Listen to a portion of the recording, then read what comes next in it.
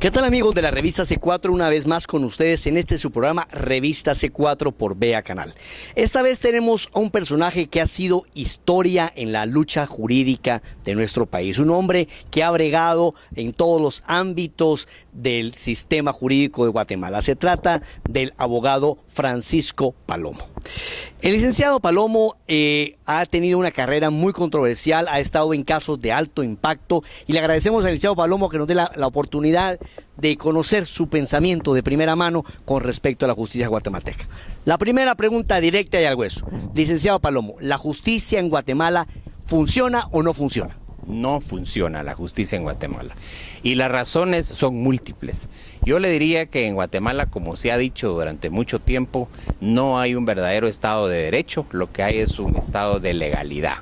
Aquí, desafortunadamente, hay poderes paralelos. Hay, por ejemplo, la CICIG, que es una fuerza nueva que ha prostituido el sistema judicial, sobre todo el sistema penal, que impide el que los procesos se lleven adecuadamente, que influye en el ánimo de los juzgadores, que corrompe el proceso penal, al punto de que cualquier resolución que para ellos es adversa, procesan a los jueces, presionan a los jueces. La fiscal general desafortunadamente también juega el mismo partido que ellos y en consecuencia cualquier abogado de la calle como su servidor o cualquier otro que decida enfrentarse a esos procesos realmente va a estar luchando contra la corriente y la labor, por supuesto, se vuelve mucho más ardua y mucho más difícil para hacer valer los derechos de nuestros clientes. Actualmente la CICIG está promoviendo una figura, es la figura del colaborador eficaz. ¿Hasta qué punto es funcional para Guatemala, para el sistema jurídico de Guatemala, la figura del colaborador eficaz? ¿Funciona o no funciona? Vea, la figura del colaborador eficaz es una figura que funciona en otros, que existe en otros ordenamientos jurídicos, en el derecho de Estados Unidos o en el derecho europeo. Sin embargo, aquí en Guatemala se ha prostituido totalmente esa figura. Aquí, a algún delincuente que ya incluso pueda estar condenado, sabemos que la CICIG les ofrece beneficios, rebajas de pena, etcétera, prácticamente para que mienta.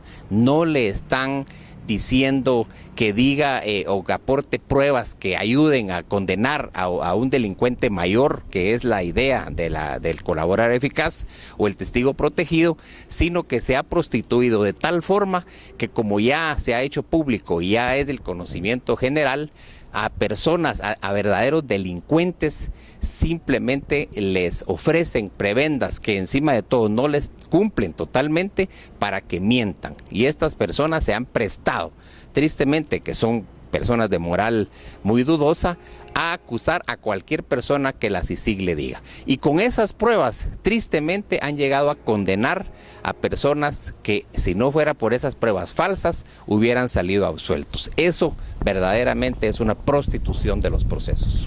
Bueno, la pregunta en este momento, amigos televidentes, sería, bueno, ¿y qué hacemos? Estamos maniatados, le entregamos la soberanía nacional a un ente como la CICIG. ¿Qué hacemos para enmendar la plana? ¿Cómo salimos de este pantano jurídico? Bueno, enmendarla, desafortunadamente, retrotraer los daños que han causado resulta imposible. Nadie puede echar el tiempo para atrás.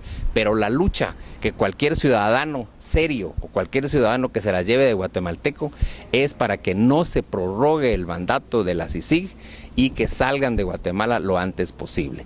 La idea, lo bueno que hubieran podido dejar la CICIG, que es métodos de investigación o alguna infraestructura para mejorar la investigación del Ministerio Público, no se ha dado. Aquí la CICIG ha hecho casos de prensa, por cierto, no ha resuelto ninguno adecuadamente, pero los verdaderos problemas que pudo haber solucionado, como por ejemplo los asesinatos de los choferes de bus que suceden todos los días y que eso sí deberían de preocupar a la ciudadanía. Un chofer de bus es un ciudadano igual que usted y que yo, sin embargo, esos esos casos que ellos hubieran podido solucionar, ahí no se meten. Ellos se meten en casos políticos, en casos especialmente escogidos, que simplemente les sirven para agenciarse de fondos y para seguir prorrogando un mandato que les permite vivir como burócratas internacionales sin aportar absolutamente nada a la justicia guatemalteca, sino más bien prostituirla.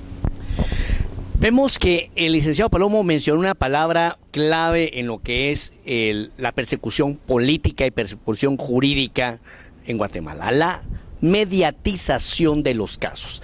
Hay casos, y licenciado Palomo, usted no me dejará mentir, en los cuales la persona es capturada y ya es culpable desde el momento en que fue capturada, porque los medios, ¿verdad?, así lo deciden, porque son cómplices, a veces voluntarios y a veces involuntarios, de esta manipulación de la justicia guatemalteca. ¿Cómo pueden los jueces tener independencia si los medios de comunicación están encima, si las audiencias son públicas, si existe una ideologización de la justicia en Guatemala? Vea, yo creo que la prensa sí juega un papel y es necesario que lo juegue. Han habido muchos abusos de funcionarios públicos que, si no fuera por el papel de la prensa, tampoco se hubieran podido conocer y tampoco se hubieran podido evitar. Sin embargo, yo creo que la prensa abusa, y usted como periodista me va a dispensar que así se lo diga, pero abusa de sus derechos. Por ejemplo, lo que usted decía, la Constitución Política de la República prohíbe que se presente a los medios de comunicación a una persona antes de que haya sido presentado ante un juez.